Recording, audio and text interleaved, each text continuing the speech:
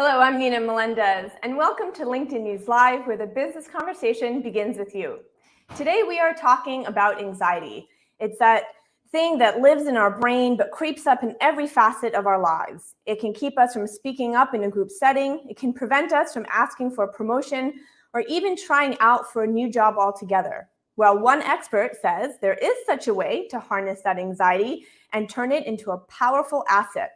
And lucky for us, she joins us now. Her name is Dr. Wendy Suzuki. She is a professor of neuroscience and psychology at New York University and an international authority on neuroplasticity. She was recently named one of the 10 women changing the way we see the world by Good Housekeeping. She's also author of the book Good Anxiety: Harnessing the Power of the Most Misunderstood Emotion. She received her undergraduate degree from UC Berkeley and her PhD from UC San Diego. Dr. Wendy Suzuki, welcome. Thank you, Nina. Great to be here.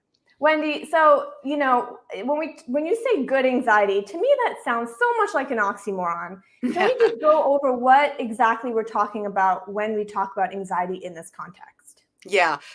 So, what I'm talking about is everyday anxiety, not clinical anxiety where you need to see a professional, just like you would for a broken leg. I'm talking about everyday anxiety that is that can feel like a weight around our necks. And why do I say it's good? I say it's good because from an evolutionary standpoint, anxiety and that underlying physiological stress response that we all know too well originally evolved to protect us from the threats of this world. It is essential. And we have a graphic up here, the symptoms of generalized anxiety disorder. This is clinical level anxiety, feeling of persistent dread, impending danger, rapid breathing, trouble sleeping, difficulty focusing or sustaining attention, persistent gastrointestinal upset. Those are the clinical symptoms. That is, you need to go see a professional for that. I am talking about lower levels of anxiety on a very, very wide spectrum. Again, that's what I mean by everyday anxiety. And, even before the pandemic, 90% of us raised our hands and said, yes, I experience anxiety on a daily basis. And of course, after the pandemic, it's even higher. So basically, all of us have this everyday anxiety. But my argument is that, and in fact, this is a fact, anxiety evolved to protect us. And to get back to that protective, valuable element of anxiety, step number one is turn down the volume of our anxiety, because too much of anything, even a good thing, is bad. And our collective societal anxiety levels have been turned up way too high. So it's interesting because when I think of, fight and flight, hunter-gatherers, if they got nervous or scared, they needed to be able to respond quickly. Yes. But then anxiety as we know it today, and general anxiety, it seems just so removed from that. When, for example, I'm nervous about presenting, that has nothing to do with my well-being and safety. How much of this general anxiety is related, for example, to our work and to our workplace and our performance? Yeah, well, I would say that fear of presenting, so, public speaking is number one anxiety across the board. It is a threat. It's a threat of being, ridiculed for giving a terrible presentation. That's what many of us are afraid of. And it plays into that same exact, threatening situation. Of course, it still works today. I am anxious every time I go out on the New York City sidewalks of those silent electric bikes that could kill me. And, you can't even hear them. So that gives me anxiety. That's the same kind of system. But the threat of a presentation and the threat of an electric bike, a silent electric bike, unleash the same fight or flight response, which is why we need to learn how to turn generally those responses down to kind of. So the fear is the same. Yeah. It's irrespective of what is causing the fear. Yes, I mean they are. This is modern day fear. So we don't have as many lions and tigers about to attack us, physically threaten us. But what has multiplied are those kind of cognitive threats of taxes. The weather report can cause anxiety. Social media, Finances, yes, our finances. health. Yeah. All of these things are kind of piling on to our anxiety triggers.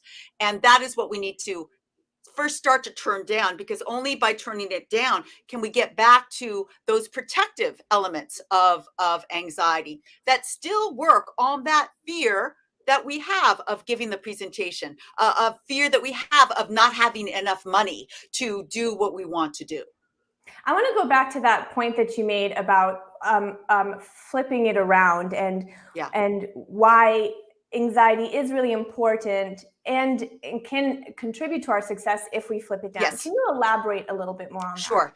So the best example that I like to give is something that I experience most often as my form of good anxiety. So I give many, many talks and presentations, and the best talks that I've ever given in my whole life, I was scared. I was scared. I was nervous. It was a big stakes talk. I really wanted to do well. And what is that fear that came from that fight or flight response? That is actually a cognitive energy. And why did I give a great job? Because I was able to harness that energy to kind of enhance my performance. But it is a razor's edge. I was able to do that, and I've gotten really good at harnessing that energy. I like to be a little bit nervous before every single presentation, so I have that energy. What happens if you get too nervous? Well, then performance starts to go down. So it is a practice. It is a situation where you need to practice, and you need to kind of find those examples where you can get into that zone so you can feel the power of that good anxiety, and then try and apply that to other situations where your anxiety may be going over to the other side and decreasing your performance. But that is my best example. It's funny because early on in my career, I went on a job interview, and in the job interview, I said, "Oh, I'm a little nervous," and the guy goes, "That's good. That means you care about getting this job." And exactly. I thought, that's true. Yeah. So And that, I was going to say, that is exactly what so many of us can apply to every single time you're nervous in the workplace. You're nervous because you don't want your supervisor to think you're lazy, or you want to do a good job. You're nervous because you care. You care about something. And that is kind of the useful message that comes from these uncomfortable emotions that accompany anxiety, the fear, the worry, the anger even. And part of the message of good anxiety is to turn the volume down so you can turn in and start to understand what those uncomfortable emotions, your nervousness before that interview, is telling you. You care about this job. You want this job. That is an important, useful piece of information. I want to get into how we can do that. Yeah. The tips and tricks to dialing that down. Before I do, I want to ask just about COVID and how this past year, my gosh, has brought out so much anxiety that maybe we didn't even know we had. Yes. How has that? What have you noticed in your research? How that has changed, and some ways that people can sort of cope with that? Yeah, absolutely. So not in my research, but from CDC websites, the estimate is that clinical levels of anxiety have gone up approximately 30% in three populations: the African American population, in young adults in their 20s, and in adolescent females. So that's clinical level of anxiety. Again, this book is for just everyday anxiety, but all the estimates suggest that overall levels of everybody's anxiety, even everyday anxiety, has also gone up. And the way that I've seen this most directly kind of leads right into what can we do to decrease our anxiety. So this example is a real life example. It comes from exactly a year ago, right before fall 2020, before we all had to go into this Zoom learning situation. Everybody was worried. We didn't know whether it was going to work. And I was giving a talk to a bunch of 30 incoming freshmen to NYU. And so instead of talking to them for the whole 30 minutes, I gave them a little 10-minute talk about the transformative effects of exercise on the brain. Then I had them go do a clinically validated anxiety questionnaire. It only took 2 minutes. Then they came back, and as a surprise, I had everybody stand up on Zoom, and we all did a workout together for 10 minutes, just 10 minutes. And then I sent them back to do the anxiety questionnaire again. And what I found was, before the workout, these 30 freshmen on average were just shy of clinically anxious. They were very, very high on the anxiety scale. 10 minutes of moving on Zoom together. This was designed to get their heart rate up, but it was only 10 minutes. Decrease their anxiety score by 15 points, bringing them back down to normal anxiety levels, which is one of my top 2 ways to alleviate anxiety, which is moving your body. Well, you know what's really interesting? It sounds groundbreaking in a way, but also, I mean, think of when you've been nervous and you're just like, I got to go for a run, or you just sort of pace. Yeah. You know, like our body automatically wants to do that to maybe, Yes. release some energy or yeah, I don't know. You would know more about what it does for the brain, right? Exactly. And, we had our last conversation was about all these amazing effects of exercise on the brain. And moving your body has amazing and immediate effects on both anxiety and depression levels. And the reason is that every single time you move your body, you are stimulating the release of a whole bunch of neurotransmitters and neurochemicals, including things you've heard of: dopamine, serotonin, noradrenaline. I like to say every single time you move your body, it's like giving your brain a wonderful bubble bath of these neurochemicals. And the effect of that bubble bath is that you calm down, your anxiety goes down, your depression goes down. Studies in my lab have shown that hostility goes down as well. And so this is a wonderful thing. Go out for a walk, walk around your dining room table, go up and down the stairs. These are all things you can do immediately to make yourself calm down in those anxious situations. I love that idea of a bubble bath for your brain. Dr. Wendy, I do want to say hi to some people who are joining us from all over the world. Anna from Romania, Tiffany from Florida, Andreas from England, and Christina says, I love the thought of flipping something negative and making it work for you, talking about anxiety. Yes. And Andrea says, wow, I never thought about working out before presentation. This is something I will certainly try. And for everyone who's watching, feel free to put your questions in the stream for Wendy. We'll get those answered. Even if you think we've maybe sort of talked about it, put it in anyways, where we've got some time to really pick Wendy's brain, and this is what she's here for. Yes. I want to switch gears just a little bit and talk about negativity bias, Wendy. Okay. I'm going to pull up a quote here from your book. Mm-hmm. You said, one of the many reasons that anxiety seems to take over our mood is because we tend to default to the negative, not the positive. Our brains give negative feelings more salience and remember these feelings more vividly and intensely. As a result, they are more strongly encoded in our brains. Yeah. I thought this was fascinating. My first question in regards to that and the negativity bias is, why does that happen? Why are we more likely to remember the negative than we are the positive?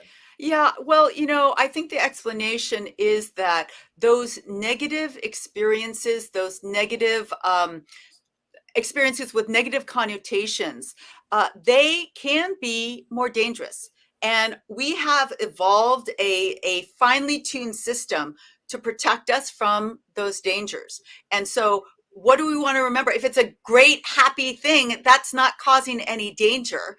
And that will go into memory. But if it's negative in some way, if there's a potential danger associated with it, that's when our brain starts to say, ooh, pay attention to that one. And I think that is what has evolved into this negativity bias, that it's really relevant to know, because then if you know about it, you can start to counteract that with some positivity in your life, and just being aware that one tends to remember the negative.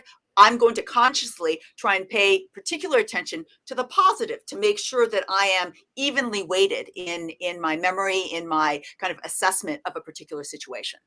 And not just a situation. I was actually also thinking about how we remember our coworkers, how we remember ourselves. Are we more likely to remember the thing they did wrong and the errors they made or that we made, Yes, exactly. versus all the good. I think that's a great point. I get asked a lot about perfectionism. I am an expert on perfectionism because I have practiced it on myself for many, many years. And that is, remembering not the best things that you do and focusing on that, but you could have done that better. You didn't answer that question perfectly. And it can be a true detriment, and it certainly has caused a lot of my ongoing everyday anxiety. But that is the thing. That's one of the things that I learned the most from writing this book is I learned that I could make friends with my own anxiety. I found myself making friends with my own anxiety because when I started to realize the impact of that perfectionism that I've lived with all of my life and how it comes in so automatically, I thought, that is so interesting. That anxiety is caused by that perfectionism. That is not a useful use of my anxiety.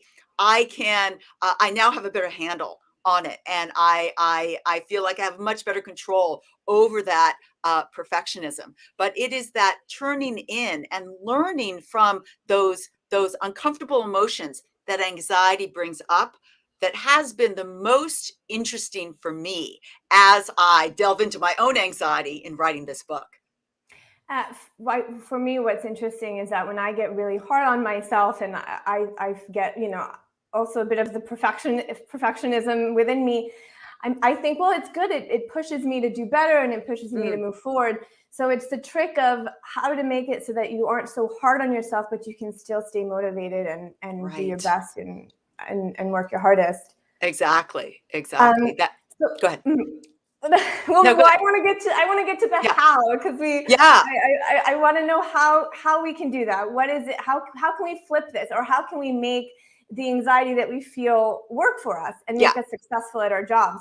Right. Give us some tips, Wendy. Okay. So here's the first tip. I gave you the tip of exercise because the first step is let's turn our anxiety down. Nobody can use that kind of weight around the shoulder, around the neck feeling of anxiety for good. First, we have to learn how to turn it down, and we can turn it down in certain situations by moving our body. My number one tip actually for turning anxiety down immediately is using the breath, slowing your breath down, taking deep breaths. And you might say, I've heard that before. But did you know the reason why that works is that that deep breath is activating your natural de-stressing part of your nervous system. Did you know you had a natural de-stressing part of your nervous system? Unfortunately, I was literally just teaching this in class today at NYU. Everybody's heard of fight or flight. Oh yeah, that's it makes me run. It gives me that scared feeling. I'm going to fight or run away. Well, that's called the sympathetic nervous system. There is an equal and opposite part of the nervous system that somehow people don't know about. It's the parasympathetic nervous system. Slows down your heart rate, slows down your respiration, and actually shunts blood from your muscles, from running away or fighting, to your digestive and reproductive organs. And the best way to activate that is to breathe deeply. And it's not surprising that the oldest form of meditation is deep breath. Dr. Suzuki, I want to go through some of the comments that our members are making. They're really gleaning a lot from this. Kim says, this is awesome. I'm tired of feeling out of control with anxiety and being stuck. I can't wait to implement these tips. These tips being, like Wendy was saying, exercising before something that makes you anxious, or the breathing mechanisms. Right. Stephanie says, give your brain a bubble bath of calming neurochemicals. Love it. I love it too. It's great. And Lynn has a question for you, Wendy. She says, do you have any advice for people who may be triggered by someone at their job, and how to flip this anxiety to work for us and not tempt us to want to leave? This is such a great question. I think it can relate to so many people. Any advice for Caitlin on this? Yeah. So there's lots of different things that you can do. So to decrease your anxiety, the reason why the breathing is my number one is that you can use that breathing approach even in the middle of an anxiety-provoking situation. We all know who provokes anxiety in our life. We know that we can that we're going to feel this way. Well, did you realize that you can do this deep breathing during the conversation to kind of keep things calm down? That's just a temporary fix. The other thing is to switch the difficulty of this conversation into a challenge. So what if, you're not going to turn this conversation into like a conversation with your best friend, but what if you just make one positive step towards making that conversation a little less anxiety provoking, a little less awkward? And think about it. Can you work in some compliments to the person that always disarm? Can you work in some jokes into the conversation that could kind of open up the conversation? Can you share something from yourself, about yourself, to kind of open up the conversation? So make it a challenge, but a doable challenge. Not I'm going to transform it into a completely different situation, but I'm just going to do a little bit better each time. And that makes it a more doable kind of task. And if you can succeed a little bit, that also helps build up your resilience at the same time. Would you recommend, if there's someone that triggers these negative emotions in you and they're at work, and so I'm assuming you can't avoid them? Yeah. Wendy, would you suggest making more effort to have interactions with this person so that you're less anxious every time you see them and it kind of dulls the effect? Or do you think that's not the right way to do it for your brain? It really depends, because of course there are other factors. Are they superior to you, or are they the same level? Are they inferior to you in terms of management structure? If it makes sense, if you are going to be kind of interacting a lot and this is a person that triggers you, yes, then I think that might be a good approach to kind of take the bull by the horns and kind of initiate these conversations with the intention of having them positive, coming out in a positive way, trying different techniques to open up the conversation. But I don't think there's a single answer for that, because there's a lot of mitigating factors there.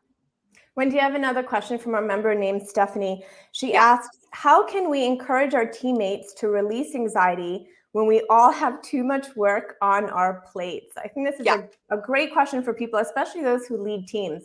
Right. I think I know the answer to this. Does it have to do with working out? But tell me, what do you suggest to Stephanie?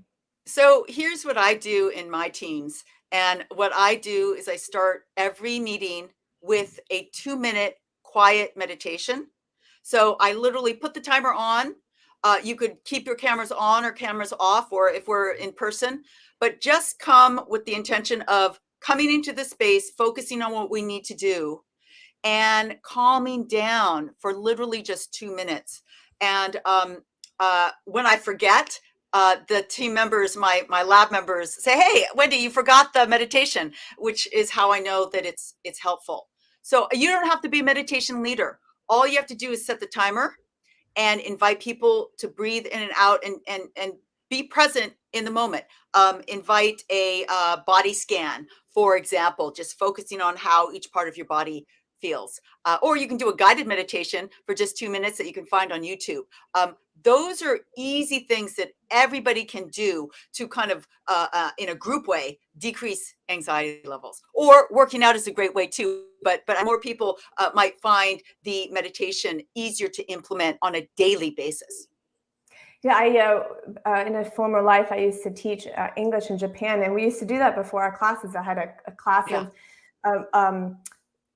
they weren't very bright students. They were a little bit they were a little bit more rambunctious, and every day we would have, before starting, we would have just a silent meditation, and it was amazing what that did. It does. It changes the mood of the meeting in a positive way. Yeah. They were lovely. I loved them. I feel bad that I said they were bright. Okay, moving on. You have a whole chapter in your book about what to do when these coping mechanisms fail. Wendy, can you help us out? Give us some tips on what to do when these coping mechanisms fail. Yeah. So, I mean, the bottom line is, if your current coping mechanisms fail, just find new ones. I have 40 different strategies to reduce anxiety in this book. I wanted to make this book very, very interactive, very practical. And so the whole last end of the chapters, it's called Learning How to Worry Well. And it's full of different ideas from one that I stole from Lin-Manuel Miranda, who tweets positive things to himself in the morning and the evening. So positive self-tweeting is in there. One that I love that is there for all the neuroscience nerds is a technique that I call joy conditioning. So joy conditioning is simply it's kind of to rebalance that negativity bias that Nina, you brought up a little bit earlier. There are lots of negative things that we remember. Joy conditioning is explicitly choosing a memory, a joyful, happy, funny memory from your life, and just revisiting it, making it stronger. We know that these kinds of what's called episodic memories for the events of our lives, get stronger every time we retrieve it, we go through it. Well, what if we just go back and retrieve some of the happiest memories of our lives and kind of enjoy those emotions that they evoke? That's a wonderful way to get yourself out of a feeling of anxiety if you're tired at the end of the day over the weekend. It uses the principles of how and why we remember things and makes those joyful memories even stronger. So find a new one, and there's lots in my book. Wendy, before I let you go, any last thoughts on just, coping with anxiety at work amongst our coworkers? Anything that we haven't hit on that you really want our viewers to walk away with today? Yes. And I think one of the most important take-homes from my book are some of these gifts or superpowers that come from your anxiety. And this one is specifically so valuable for people in the workplace. It is the gift of empathy.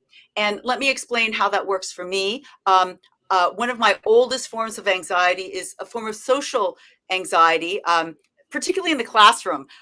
Despite the fact that I'm a professor now, I had social anxiety in the classroom for years growing up. And I didn't want to raise my hand and ask the question, because what if I asked a stupid question? What if I'm wrong? I just did not understand it at all. Well, that was my form of anxiety. I lived with it for many, many, many years.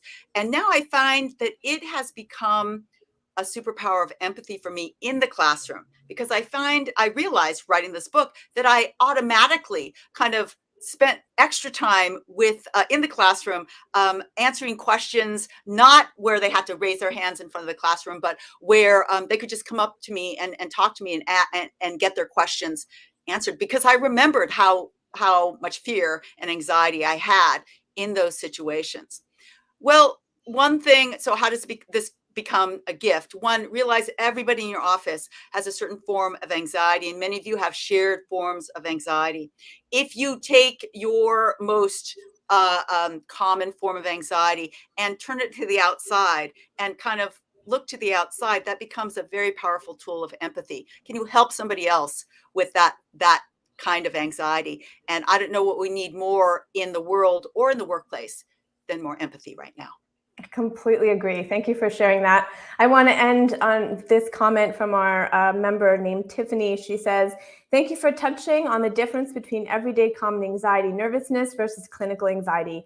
Very important to distinguish. Yes. Exercise and mindfulness does wonders for both." Yes. Wendy, Agreed. So good to see you again. Thank you so much for joining the show and sharing your expertise with us and everyone. Thank you so much, Nina. Wonderful to be here. That was Dr. Wendy Suzuki. She is a professor of neuroscience and psychology and the author of the book, Good Anxiety.